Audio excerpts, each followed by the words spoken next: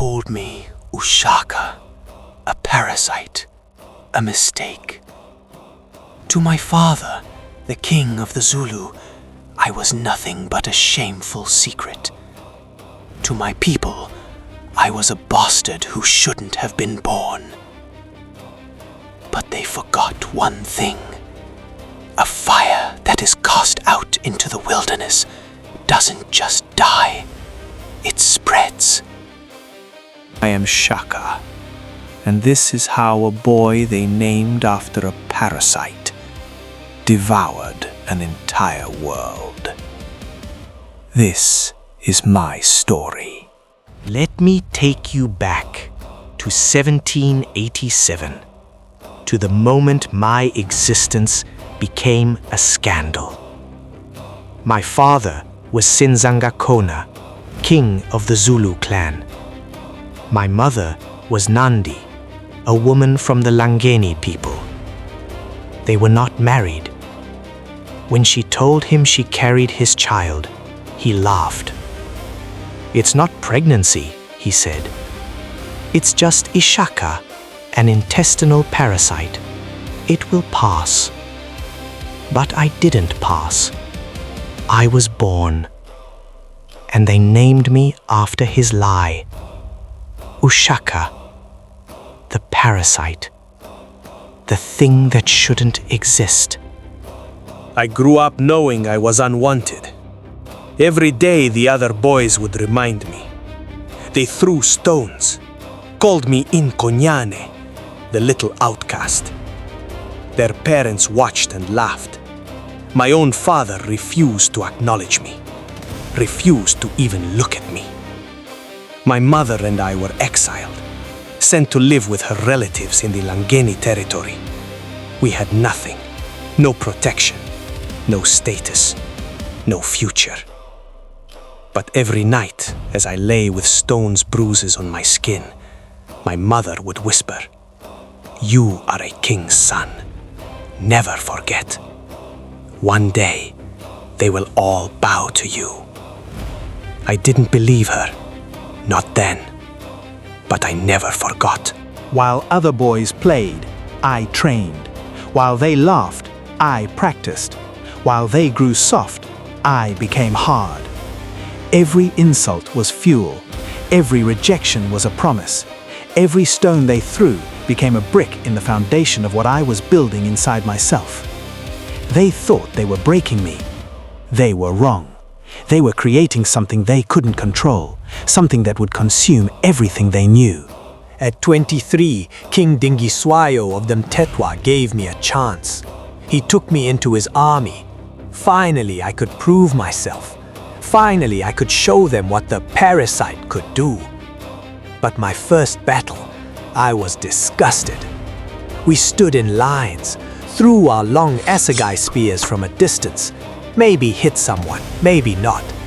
Then, if the enemy charged, we'd run, regroup, try again tomorrow. Battles lasted for weeks, hundreds of men, dozens of casualties. It was theater, not war.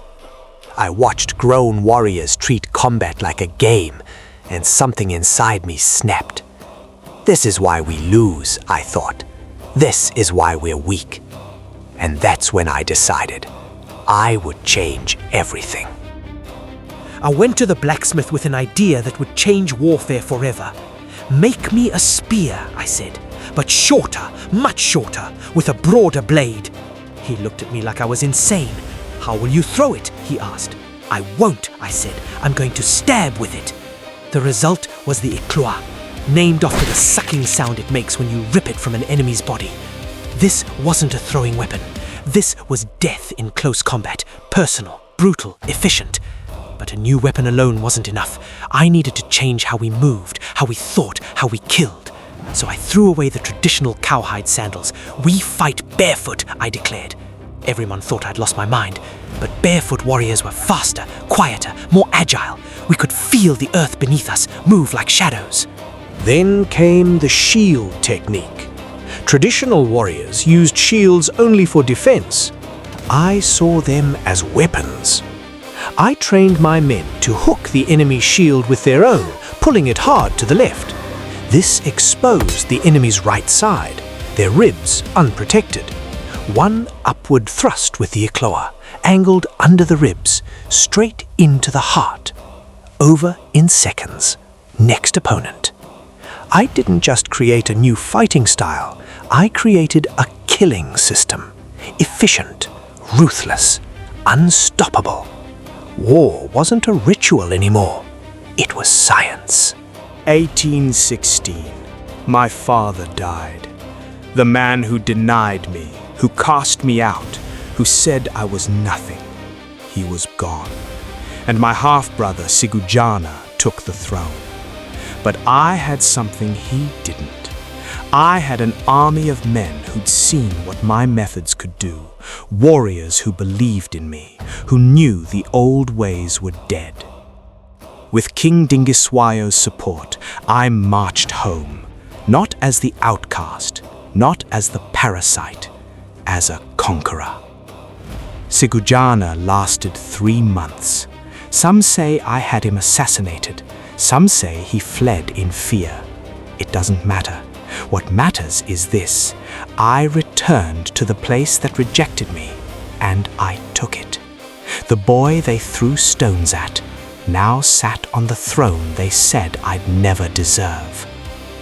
But we were still weak. Just 1,500 people in our clan, surrounded by enemies who remembered the outcast child, who thought they could still push us around. I had to show them something they'd never seen before. Something terrifying. I created the Impondo Zankomo, the bullhorn formation. Here's how it works. The enemy approaches and sees my center force, the chest, advancing slowly. My strongest, most experienced warriors. They engage the enemy head-on, holding their attention. The enemy thinks, this is the battle. This is what we're fighting. They're wrong. While they're focused on the chest, my 2 horns, the fastest, youngest warriors, sprint wide around both flanks. Wide, then curve inward like a closing jaw. The enemy doesn't see them until it's too late. Behind the chest, hidden, sits the loins, my reserve force. They wait with their backs turned to the battle. If they watch, they might get excited and charge too early. Only when the horns complete the encirclement do I give the command. Then the reserves pour in like a flood. The enemy is surrounded, trapped, no escape, no mercy. It's not a battle. It's an execution. So now you understand why I don't run. We're at Cockley Hill, 1818. The Ndwanwe king sent his entire army to destroy me. 18,000 warriors to my 4,000. Everyone says I should retreat, regroup, live to fight another day. But I chose this ground, this narrow valley. Their numbers mean nothing here. Form the horns, I command. My chest engages. The Ndwanwe toes forward, confident. They outnumber us 4-1. They think they've already won. But they don't see my horns racing through the tall grass on both sides of the valley. Silent, invisible, deadly. The Ndwanwe commander realizes too late. His eyes go wide as he sees warriors emerging from both sides. The trap is closing. He tries to reorganize, tries to break out. Too late. The horns meet behind them. The circle is complete. Then my reserves charge from the rear. The Ikloa does its work. Close, personal, efficient. 18,000 warriors broken by 4,000. By sunset, the Ndwanwe army is destroyed. Their king flees, his power shattered. The outcast boy, the parasite. I just defeated the strongest army in southern Africa. And I did it not with more men, not with better weapons. I did it by thinking differently, by refusing to fight the way they expected. Over the next 10 years, I built an empire from nothing. From 1,500 people to 50,000 warriors. From a single clan to 250,000 subjects. Every kingdom that challenged us was absorbed or annihilated. I reorganized everything, created Amabuto, age-based military regiments. You couldn't marry until you proved yourself in battle. This kept warriors hungry, focused, loyal only to me and the nation I was building. But I was brutal. I had to be. After every battle, I tested my warriors, made them walk barefoot across fields of thorns. Anyone who flinched, executed for weakness. Any warrior who showed cowardice in combat, death. Enemy clans who resisted, I burned their villages to ash, took their livestock, scattered their people to the winds. They call it the Mfekane, the crushing. Over 1 million people died or were displaced as my armies carved out an empire. Some call me a monster, a tyrant who built a throne on bones. Maybe they're right, but I say I united scattered, weak clans into something powerful, something that couldn't be conquered, something that would stand against anyone, even the Europeans who were beginning to arrive on our shores. The boy they rejected, I made them all kneel.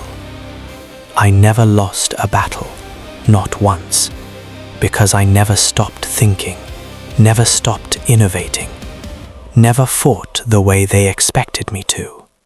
1827. My mother died. Nandi, the only person who never doubted me, who stood by me when everyone threw stones, who whispered I'd be king when I was just a beaten child. She was gone. And something inside me broke. I ordered a year of mourning so extreme that thousands died. No crops could be planted, no milk consumed. Any woman who became pregnant during mourning, executed, along with her husband. I couldn't stop. The grief turned to rage. The rage turned to madness. I'd spent my entire life proving I was more than what they called me, more than a mistake, more than a parasite. But without her, I didn't know who I was anymore. September 22nd, 1828. My half-brothers, Dingane and Mlangana, came to me. They didn't challenge me, didn't argue, didn't give me a chance to defend myself. They stabbed me with the Ikloa, the weapon I created. My own innovation, my own legacy, turned against me. My last words, brothers, what have I done? I was 41 years old. I'd ruled for only 12 years. But those 12 years changed everything. They killed me, but they couldn't kill what I built. Today, they teach my tactics at West Point, at Sandhurst, at military academies all over the world. The bullhorn encirclement, combined arms tactics, rapid mobilization, psychological warfare through reputation. Napoleon used similar strategies in Europe, but I developed them independently here in Africa with just a short spear and an idea that refused to die. 50 years after my death, the Zulu kingdom I built fought the British Empire. At the Battle of Isandlwana, 20,000 Zulu warriors faced 1,800 British soldiers armed with rifles, cannons, and rockets. The British were annihilated, one of the worst military defeats in British history. And you know what formation the Zulu used? Mine, the bullhorn, the tactics of a dead king defeating an empire. The boy they called Parasite My legacy consumed nations. They told me I was nothing, a mistake, something that shouldn't exist. But I refused to accept their judgment. I changed the rules. I innovated where they stagnated. I fought smarter, not just harder. And I built an empire that outlived me. My name is Shaka Zulu. They called me Parasite. I became king, warrior, legend. And now, you know my story. If you want more untold stories like this, African kings, queens, and warriors who changed history but were erased from textbooks, hit that subscribe button right now.